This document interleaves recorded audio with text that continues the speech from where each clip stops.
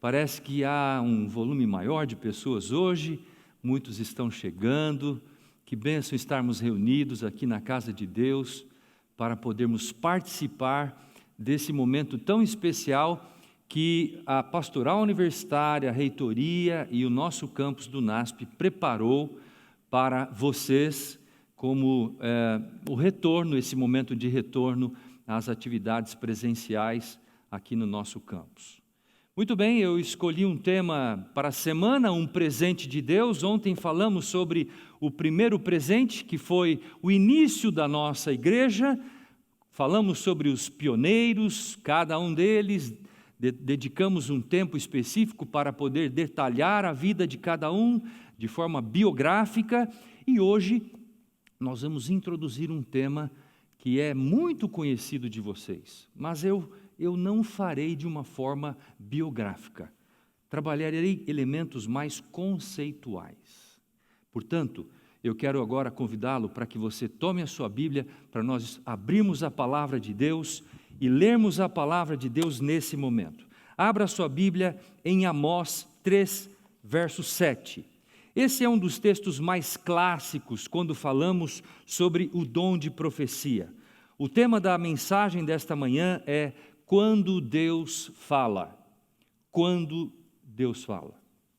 Vamos ver o que nos relata o profeta Amós, capítulo 3 e o versículo 7.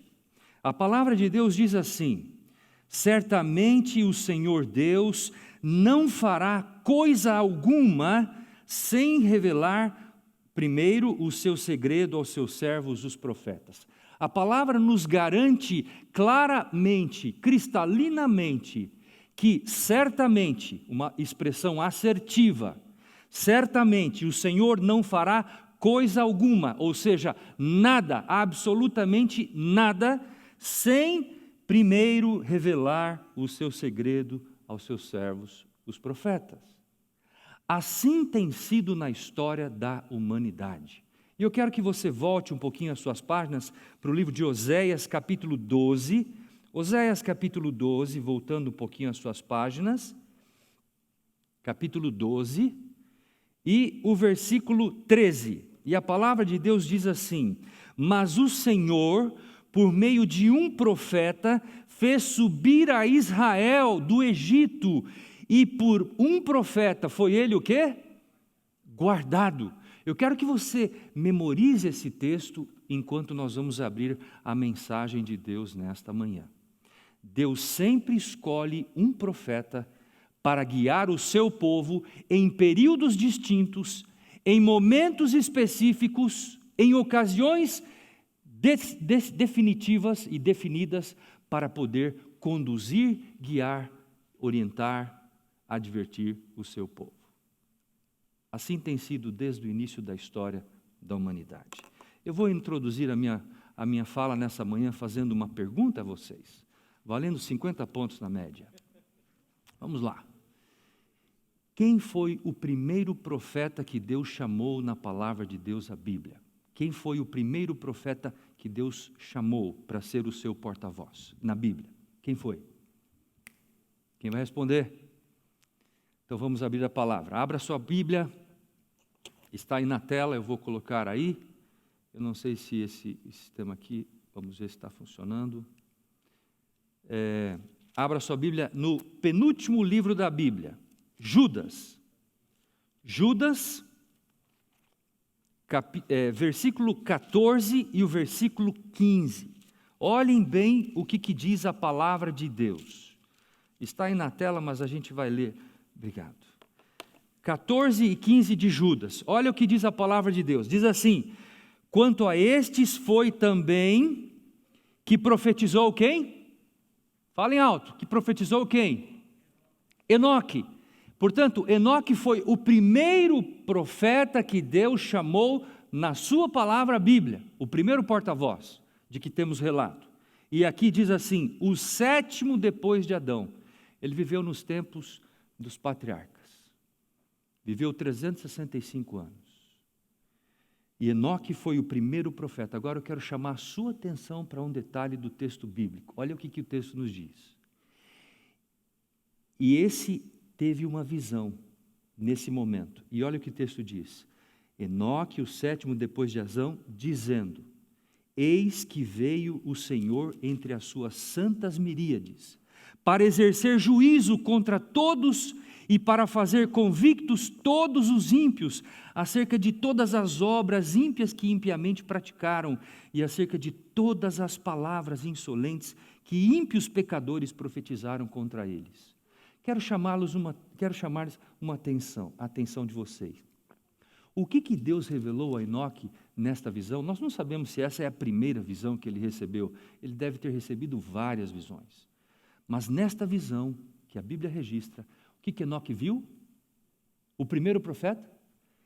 Enoque viu Jesus Cristo voltando com santas miríades. Chama isso a sua atenção ou não? O primeiro profeta da Bíblia, Deus revela a ele a volta do Senhor Jesus Cristo. Que coisa absolutamente fantástica, espetacular. E esse foi Enoque. Mas eu quero chamar a sua atenção para um segundo profeta, que viveu em tempos bastante específicos. Vamos ver que... Eu não sei se isso aqui vai funcionar. Agora está. Noé. Deixa eu voltar aqui. Noé capítulo 6 fala, Gênesis capítulo 6 fala quantos anos Noé pregou. Noé pregou quantos anos? Falem alto, quantos anos? 120 anos. Qual era a mensagem de Noé? Era uma mensagem de quê? De arrependimento, de advertência. Noé pregou 120 anos. E agora eu quero perguntar uma coisa para vocês. Noé escreveu alguma palavra na Bíblia Sagrada? Sim ou não? Não escreveu. Nenhum livro da Bíblia. Agora eu pergunto a vocês, Noé não foi um profeta canônico. Mas Noé foi um profeta de inferior qualidade, ou ele teve a sua autoridade profética inferior a Moisés, que escreveu os deuterocanônicos? Sim ou não? Não. O fato de um profeta não ser canônico não quer dizer que ele tenha uma autoridade inferior a um outro profeta que foi escolhido por Deus para registrar as palavras de Deus. E na palavra de Deus nós encontramos tantos exemplos de profetas que não foram canônicos, tanto no Antigo quanto no Novo Testamento. Noé foi um grande profeta, só que ele não deixou registrado nada do que ele falou, porque ele viveu em um tempo diferente, em uma circunstância diferente. Além dele, quem mais nós queremos destacar como profeta? Um grande profeta, não sei para onde virar isso aqui, foi um grande profeta, aí está, Abraão, Gênesis capítulo 12, depois Gênesis capítulo 18, Abraão viveu no período de Sodoma e Gomorra, e eu quero destacar a vocês que normalmente um profeta, ele é chamado em tempos de crise, onde há um profundo período de crise espiritual, moral, há um profundo período de idolatria, de pecaminosidade, de imoralidade entre o povo de Deus. Assim foi com Noé, assim foi com Abraão, que viveu em tempos de profunda crise. Aí vocês têm uma pequena ilustração que eu coloquei na tela. Ló e suas filhas e a sua esposa saindo de Sodoma e Gomorra. E a cidade sendo destruída. Abraão também não deixou nenhuma palavra escrita na Bíblia. E ele foi um grande profeta. É considerado o pai de todas as nações. Além de Abraão, nós encontramos Moisés, um homem de Deus que foi chamado para poder conduzir o seu povo por 40 anos, tirá-lo do Egito, de toda aquela idolatria, a imoralidade, e aquele homem sai com aquele povo, são milhares, milhões de pessoas caminhando pelo deserto. Havia mais de 1 milhão de pessoas caminhando ali pelo deserto, jovens, crianças, adultos e idosos. E quando Moisés, com aquele povo, passa 40 anos peregrinando pelo deserto, ele chega às margens da terra prometida. E quando ele chega às margens, Deus diz para ele: Moisés, você não vai entrar, Moisés. Você não entra. Mas, Senhor, eu conduzi o teu povo, eu fiz a minha obra. Moisés, Você foi um homem fiel, mas Moisés, você não foi totalmente fiel. Você me desobedeceu em alguns momentos. E você não vai entrar na terra. Quem somente entrou na terra prometida? Vá lá em Números capítulo 12, 14. Você vai encontrar. Só os de 20 anos para baixo entraram na terra prometida. Em outras palavras, só os jovens. Eu não falei isso aqui ontem, mas poderia ter falado. Sabe qual que era a média de idade dos pioneiros da igreja adventista? Alguém sabe? Vou dar um brinde para quem responder. Qual era a média de idade dos pioneiros que começaram a igreja adventista? 23 anos. 23 anos. A igreja começou na mão de jovens. E com certeza ela vai terminar na mão de jovens. E também de adultos. Mas ela começou com jovens. Só os de 20 anos para baixo entram na terra prometida. Deus pega aquela nova geração para moldá-los, para poder formar um novo pensamento na cabeça daqueles jovens, que havia, para que eles se esquecessem do seu passado, esquecessem das imoralidades, da idolatria que haviam aprendido no Egito. Queridos, assim foi a história de Moisés. No entanto, eu quero destacar uma coisa a vocês. Moisés não entrou no Egito, não entrou na terra prometida, porque Deus tinha uma terra melhor para ele. Ele não entrou ali, mas Deus logo depois o ressuscitou e tomou para o céu. E ele aparece com Jesus na transfiguração, com Elias, para poder confortar Jesus no momento mais crítico da sua caminhada, como o Messias. Essa foi a história do profeta Moisés. Eu quero só destacar uma coisa. Moisés escreveu 5 livros da Bíblia, e o que mais ele escreveu? Quem sabe? Isso aqui é uma aula, hein? Uma aula. Escreveu um salmo. Qual foi o salmo que ele escreveu? Ninguém sabe. Salmo 90. Ensina-nos a contar os nossos dias para que alcancemos o coração sábio. Moisés que escreveu esse salmo. Um salmo da palavra de Deus, a Bíblia. Guardem isso. Isso é importante. Muito bem, vamos em frente. Aí está Moisés. Agora eu quero apresentar a vocês um personagem que se assemelha muito com os testemunhos do Espírito de Profecia, Ellen White. Está aí na tela. Alguém pode imaginar quem é esse personagem, quem é esse profeta? Ele viu o trono de Deus. Já ajudei. Quem é esse personagem? Quem foi que viu o trono de Deus e disse, santo, santo, santo? Não, Antigo Testamento, Isaías capítulo 6, não é isso? Isaías viveu num dos momentos mais críticos da história de Israel. E eu quero que você abra a sua Bíblia para a gente ler alguns textos do livro de Isaías, porque eles têm alguma coisa a falar para nós no século 21. Esses textos são textos da palavra vinda de Deus. E abra a sua Bíblia em Isaías capítulo 5.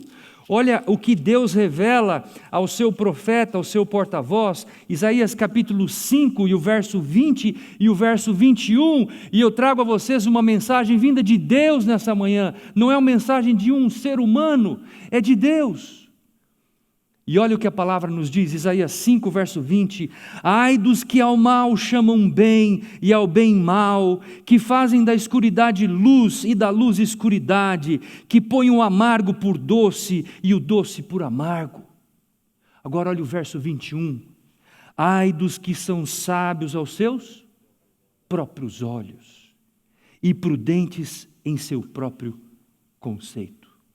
Ai daqueles que fazem o juízo da sua vida de acordo com o seu próprio entendimento, com o seu próprio conceito. Ai daqueles que quando Deus fala, se voltam as costas, não dão ouvidos à palavra de Deus. Ai daqueles que quando Deus fala, se ocultam, se escondem. Ai daqueles que quando Deus fala, rejeitam a voz profética. Ai daqueles que trocam o doce por amargo, o amargo por doce. Ai daqueles que chamam o bem pelo mal e o mal pelo bem. Queridos, a palavra de Deus nos diz aqui, ai daqueles que são sábios aos seus próprios olhos. Eu tenho me preocupado muito com esse assunto como um líder do Espírito de Profecia dessa igreja. Muita gente hoje, queridos, tem feito da sua vida espiritual, tem fundamentado a sua vida espiritual com base nesse aparelho, nas mídias sociais. Muita gente tem baseado, não tem dado ouvidos à voz de Deus, para poder ouvir a voz das mídias. Eu não vou enfatizar muito isso, mas eu quero dizer uma coisa a vocês. Muitas vezes o ser humano não tem uma inclinação natural para ouvir a voz de Deus. Às vezes preferimos ouvir a voz da nossa própria consciência. Às vezes preferimos ouvir a voz da popularidade, daquilo que está mais sendo curtido na internet.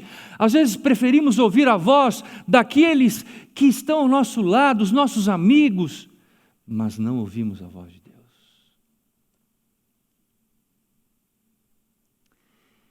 Eu queria chamar a sua atenção agora para um texto de Isaías. Eu queria chamar a atenção sua. Abra sua Bíblia em Isaías 42. Isaías 42 e o versículo 17. Isaías 42 e o versículo 17, a palavra de Deus nos tem um texto absolutamente importante para os dias em que vivemos. Isaías 42, 17, a palavra de Deus nos diz assim: tornarão atrás e confundir-se-ão de vergonha os que confiam em imagens de escultura, e as imagens de fundição dizem: vós sois o quê? Falem alto, vós sois o quê? Nossos deuses. No tempo de Isaías, amigos, haviam 4 tipos de deuses. Eram fabricados de 4 tipos de materiais diferentes. Eram fabricados de barro, de pedra, de metal e de madeira. 4 tipos. Os israelitas, os judeus, carregavam esses ídolos pendurados na sua roupa, pendurados no seu pescoço, colocavam no seu bolso, e também alguns até carregavam em oráculos quando viajavam, mas não estavam adorando o Deus verdadeiro. Não estavam. Absolutamente não estavam. E eles carregavam esses deuses para onde eles iam, para todos os lugares. Inclusive sacrificavam holocaustos a esses deuses próximo ao templo. Eu queria fazer uma pergunta a vocês nessa manhã, em nome de Jesus. Será que hoje nós temos algum Deus que nós carregamos conosco? Será que nós estamos prestando alguma adoração a esse tipo de Deus? Será que esse Deus é um Deus de fundição, de metal? Será que a gente carrega esse Deus para onde a gente vai?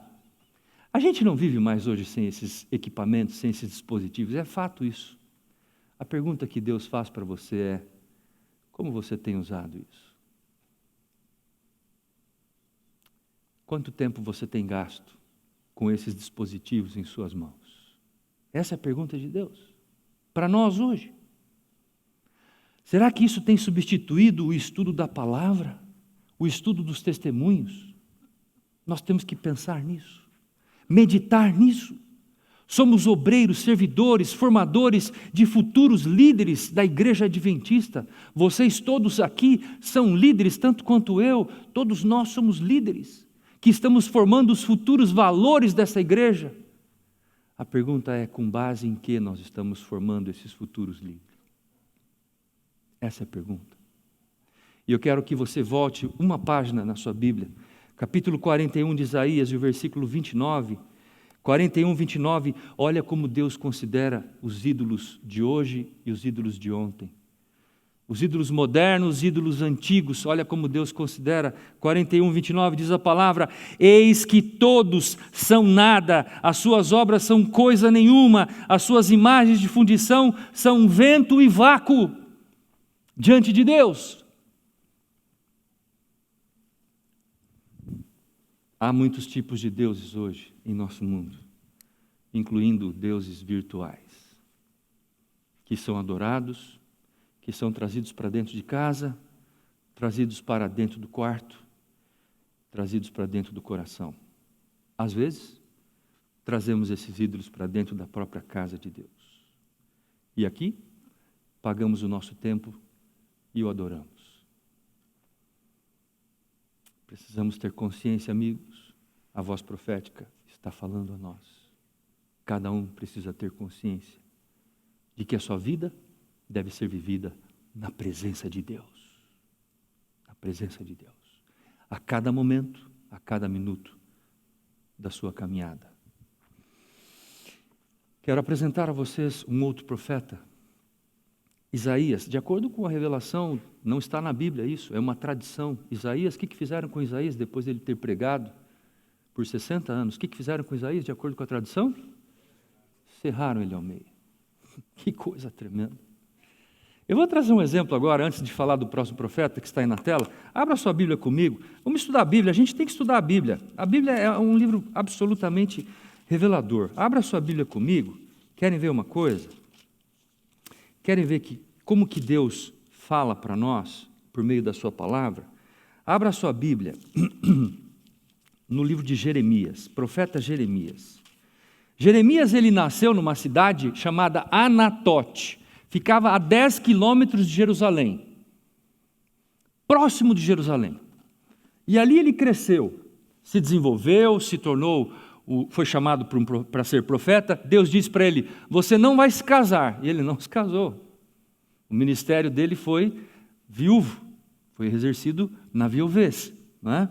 E olha o que diz Jeremias 11. Abra sua Bíblia em Jeremias 11. Ele era de Anatote. Olha o que os amigos dele falaram para ele. Diz assim: portanto, assim diz o Senhor acerca dos homens de Anatote, que procuram a tua morte, dizem: não profetizes em nome do Senhor, para que não morras aonde? Às nossas mãos. Os amigos da cidade de Jeremias estavam dizendo para ele: não profetizes em nome do Senhor, porque senão você vai morrer nas nossas mãos. Lamentavelmente, essa é a realidade. Agora, Jeremias capítulo 6, abra lá. Verso 16, diz assim, Jeremias 6, 16. Assim diz o Senhor: ponde-vos à margem do caminho e vede, perguntai pelas veredas antigas, qual é o bom caminho, andai por ele e achareis descanso para a vossa alma. Mas eles dizem: não andaremos. A inclinação natural do ser humano é não fazer a vontade de Deus. Verso 17, também pus atalaia sobre vós, dizendo: estai atentos ao som da trombeta, mas eles dizem: não escutaremos. Tem tantos textos que falam sobre a reação do povo em relação à voz profética, amigos. Olha o caso clássico que está na tela, João Batista. João Batista foi chamado por Deus para prenunciar a primeira vinda do Messias. E qual era a sua mensagem? Arrependei-vos, arrependei-vos, pois é chegado o reino do céu, arrependei-vos. E ele saiu pregando isso em todos os lugares, em todas as praças, em todas as ruas, em todas as cidades por onde passava, às margens do Jordão, aonde ele batizava as pessoas. Ele recebe Batista porque ele era uma pessoa que trabalhava batizando pessoas, ensinando e batizando. E o que Herodes mandou fazer com ele? Você está incomodando muito. Decapitaram a cabeça dele. E Jesus disse que dos nascidos de mulher, nenhum foi igual a João Batista. Foi o maior de todos os profetas, mas ele não deixou uma única palavra escrita nas Escrituras Sagradas. Nem uma única. Nenhuma. Mas eu queria apresentar agora a vocês um outro personagem. Está na tela. O que esta jovem de 17 anos viu na sua primeira visão? Judas 14, 15. Na sua primeira visão, ela viu miríades e miríades de anjos voltando nas nuvens dos céus. Ela foi até o trono de Deus, ela entrou no santuário, ela viu o trono de Deus, ela viu o rio da vida, ela viu a árvore da vida, ela conversou com Jesus no céu, e depois Jesus trouxe ela até a nova terra, na primeira visão. E na primeira visão ela usa um termo que ela não usa em nenhuma outra das visões. Ela diz: eis que o Espírito me apareceu em visão. Ela nunca mais vai repetir essa expressão no seu ministério profético. Ela usa isso uma única vez. Eis que o Espírito me apareceu em visão. Na casa onde elas estavam reunidas com as mãos dadas, com 17 anos. Agora, eu queria destacar alguns pontos com vocês. Nós temos mais 2 minutos. Peço a misericórdia de todos. Mas o que eu quero falar para vocês, eu considero como sendo algo extremamente importante. Qual foi o propósito dos seus escritos? Ontem eu falei um pouco sobre isso. Ela escreveu uma carta para o Dr. John Harvey Kellogg em 1894, dizendo: Dr. Kellogg, você sabe que todo o meu tema, no púlpito e em particular, pela voz ou escrita, é o quê? É a vida de Cristo. Ela viveu 70 anos pregando, falando e conduzindo pessoas aos pés de Jesus Cristo. Ela era uma pessoa que amava profundamente a pessoa de Jesus Cristo. Para onde eu viro isso? Para lá, ok. Então, exaltar a pessoa de Cristo. Ellen White possui um profundo amor para com a pessoa de Cristo. Vamos em frente, me ajudem aí. Aí estão os 5 livros que ela escreveu. Desejar a todas as nações. Só um minutinho, foi muito agora. Agora, vamos lá. Aí estão os 5 livros que ela escreveu sobre a vida de Cristo. Desejar a todas as nações, caminho a Cristo, parábolas de Jesus, o maior discurso de Cristo e vida de Jesus. E aí está a face do Cristo humano que nós falamos ontem para vocês. Ela exaltou. A segunda coisa que ela exaltou foi a palavra de Deus, a Bíblia. A vida de Cristo e a palavra de Deus. 70 anos pregando a palavra de Cristo. E se você for em seus escritos, se você for no índex dos seus escritos, pastor, sabe o que você vai encontrar? Ellen White cita todos os livros da Bíblia, do Gênesis ao Apocalipse. Ela não deixa nenhum livro de fora. Ela cita todos os livros da Bíblia. E eu queria dizer uma coisa que eu não disse ontem, nem disse agora, passou aqui. Sabem vocês quantas expressões ela usa para se referir à pessoa de Cristo nos seus escritos? Alguém tem ideia? Quantas expressões ela usa nos seus escritos para se referir à pessoa de Cristo? 1821 expressões diferentes, só para se referir à pessoa de Cristo. Isso está no site do Centro White, você pode baixar lá. 1821 expressões diferentes. As mais diferentes expressões para se reportar à pessoa de Cristo. Agora, portanto, se o nosso controle nos ajudar aqui, vamos lá. Aí está a palavra, ela diz: eu lhes recomendo esse livro, irmãos. O que está acontecendo aqui, meus amigos? Me ajudem. Aí está. Agora, nos tempos antigos, Deus falou por meio dos seus profetas. Nesses dias, diz a revelação, Ele fala por meio dos testemunhos do seu Espírito. E eu quero registrar para vocês aqui, esta parte em mais azul aí. Nunca houve um tempo no qual Deus instruísse mais claramente, mais seriamente o seu povo a respeito da sua vontade do que o tempo de hoje, para nós encurtarmos. E ela disse que o inimigo, ele faria oposição aos seus escritos. E eu quero destacar rapidamente isso. Os seus escritos encontrariam grande oposição, e o seu coração seria angustiado. E depois ela disse, é o objetivo de Satanás, impedir que essa luz atinja o povo de Deus. O inimigo não está interessado que os testemunhos alcancem o seu lar, a sua família, a sua vida, porque esses escritos foram dados para esse tempo, para esta hora. E assim, queridos, o que tem acontecido hoje? O inimigo tem a habilidade de sugerir dúvidas, inventar objeções quanto ao testemunho que Deus envia. e muitos consideram uma virtude de indício de inteligência, eu quero dizer a vocês, de forma humilde para vocês, por favor, naveguem no campo da verdade, tomem cuidado com o campo da mentira, do sofisma, das incertezas. Eu tenho convivido com pessoas que navegam mais no campo das incertezas do que das próprias verdades. Gostam de mais conjecturar do que de crer nas verdades da palavra de Deus. E uma série de enganos fatais estão sendo inventadas pelo próprio inimigo, enquanto o nosso povo está perecendo por alimento. E eu queria encerrar dizendo isso aqui para vocês. Quais são as críticas que nós temos visto hoje pelas mídias sociais? Adventismos alternativos, questionando a autoridade do dom profético. Alguns dizendo, olha pastor, eu confio só na série O Grande Conflito. Essa eu confio, pastor, mas outros livros, esse aí não. Olha, essa parte aqui eu confio, pastor, esta parte foi inspirada, mas pastor, esta parte eu não posso crer que foi inspirada. E lamentavelmente, eu quero dizer para vocês uma coisa, isso está também acontecendo, sabe com o quê?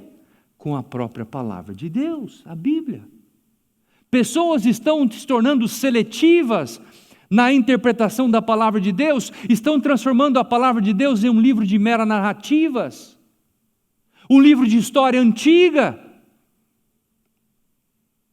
e dizendo, olha, esse livro histórico aqui não foi inspirado, esta parte dos evangelhos não foram inspiradas por Deus. Amigos, onde nós estamos? Quando a palavra de Deus nos diz que a Bíblia é a revelação inspirada, toda a Escritura foi inspirada por Deus. Alguns dizem que os testemunhos possuem só um valor devocional. Já escutaram isso? Olha, os escritos de Ellen White só possuem um valor devocional, não possuem um valor teológico. Ela nunca se considerou uma teóloga na igreja. Nunca. Os seus escritos têm uma característica mais exortativa. Os seus escritos têm uma abordagem mais evangelística, de cunho prático. No entanto, ela também faz alguma exegese, mas não é a sua característica fundamental. Agora, queridos, olhem esse texto aí. Esse texto vai responder para você o que de Ellen White é verdadeiro, o que de Ellen White é inspirado. Diz assim: nestas cartas que eu escrevo, nos testemunhos que dou, eu estou vos apresentando aquilo que o Senhor tem me apresentado. Não escrevo nenhum artigo, expressando meramente as minhas próprias ideias. Eles são o que Deus me tem exposto em visão, os preciosos raios de luz brilhando do trono. Isto é verdade quanto aos artigos das nossas revistas e aos muitos volumes dos meus livros. E agora notem, tenho sido instruída em harmonia com a palavra nos preceitos da lei de Deus. E encerrando, tenho sido instruída em escolher das lições de Cristo. Não são as atitudes tomadas em meus escritos, melhor, uma pergunta, não são as atitudes tomadas em meus escritos em harmonia com os ensinos de Jesus Cristo? Ela faz essa pergunta. E agora eu trago para vocês esta citação dos testemunhos em nome de Jesus para vocês. E eu peço que vocês leiam, gravem, tomem nota, façam um print e compartilhem isso. Porque isso é revelação profética. 5º volume dos testemunhos, pode voltar. 671, ela diz assim: ou Deus está ensinando sua igreja, reprovando seus erros e fortalecendo a sua fé, ou não está. Esta obra é de Deus ou não é? Deus nada faz em parceria com Satanás. O meu trabalho ao longo dos últimos 30 anos traz o selo de Deus ou do inimigo? Não há meio termo nesta questão. Os testemunhos são do Espírito de Deus ou de quem? Do diabo. É isso que Deus revelou para ela. Não há meio termo. Por quê?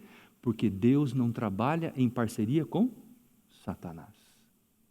Portanto, quando a gente ouve alguém falar, olha, pastor, isso aqui foi inspirado. Olha, acho que não, hein? Não há meio termo. Da mesma fonte não pode jorrar dois tipos de água. Não jorra da mesma fonte água doce e água salgada, de acordo com Tiago 3, verso 11 e 12. E eu quero trazer um alerta a vocês, amigos. Esses olhos que estão aqui há mais de 30 anos, trabalhando nessa causa, já viram muitas pessoas abandonarem as fileiras da nossa igreja. Começaram a descrer nos testemunhos. Começaram a questionar os escritos dos testemunhos do Espírito de Profecia. E em pouco tempo, deixaram de crer na própria palavra de Deus. E aí está a revelação. Se você perder a confiança nos testemunhos, cairá também do quê? Das verdades bíblicas. E esse é o caminho que o inimigo está traçando para muitas pessoas questionadoras. Assim, queridos, eu encerro esse momento dizendo para vocês que se nós tivéssemos feito da Bíblia objeto do seu estudo, com o propósito de atingir o padrão bíblico e perfeição cristã, de acordo com a revelação, não necessitaríamos dos testemunhos, não haveria necessidades. E nós que temos grande luz, se nós que temos grande luz e não temos andado nessa luz, nós teremos trevas correspondentes à luz que nós desprezarmos. O povo de Deus recebeu grande quantidade de luz, mas se nós não andarmos nessa luz, teremos trevas correspondentes à luz que desprezarmos. Testemunhos para Ministros, página 163. E eu trago um alerta a você nessa manhã, um alerta ao remanescente. Deus terá sobre a terra um povo que mantenha a Bíblia, e a Bíblia somente, como norma de todas as doutrinas e a base de todas as reformas. As opiniões de homens ilustrados, as deduções da ciência, os credos ou decisões dos concílios eclesiásticos, tão numerosos e discordantes como são as igrejas, que representam a voz da maioria, nenhuma destas coisas, nem todas em conjunto, deveriam considerar-se como prova em favor ou contra qualquer ponto da nossa fé religiosa. Em nome de Jesus eu falo isso para vocês. Nenhuma tradição, nenhum conhecimento científico, nem teológico, nem de qualquer canal do YouTube que apresenta adventismos alternativos, pode representar a vontade do nosso grandioso Deus. Tudo que você ouvir, compare com a palavra e confirme com os testemunhos. Faça esse exercício e a sua fé, sua vida espiritual, será abençoada grandemente. Queridos, poderíamos ficar aqui muito tempo falando sobre o assunto, mas eu vou encerrar com o texto da Bíblia. Abra sua Bíblia em 1 Coríntios capítulo 3. 1 Coríntios capítulo 3, aqui encerramos a nossa mensagem de hoje. 1 Coríntios capítulo 3, verso 11. E a palavra de Deus diz assim para nós, 3:11. A palavra diz assim: porque ninguém pode lançar outro fundamento além do que foi posto, o qual é o quê? Jesus Cristo. Contudo, se o que alguém edifica sobre fundamento é ouro, prata, pedras preciosas, madeira, feno, palha, manifesta se tornará a obra de cada um, pois o dia a demonstrará, porque está sendo revelada pelo fogo, e qual seja a obra de cada um, o próprio fogo o provará. Verso 14, encerrando. Se permanecer a obra de alguém que sobre o fundamento edificou, esse receberá o galardão. Eu pergunto a você em nome de Jesus, sobre qual fundamento nós temos construído a nossa vida espiritual? Sobre qual fundamento você tem construído a sua vida religiosa? Sobre o ouro, prata, pedras preciosas? Ou sobre a palha, o feno? Eu vou deixar essa pergunta para você. Vamos orar. Que Deus abençoe a todos.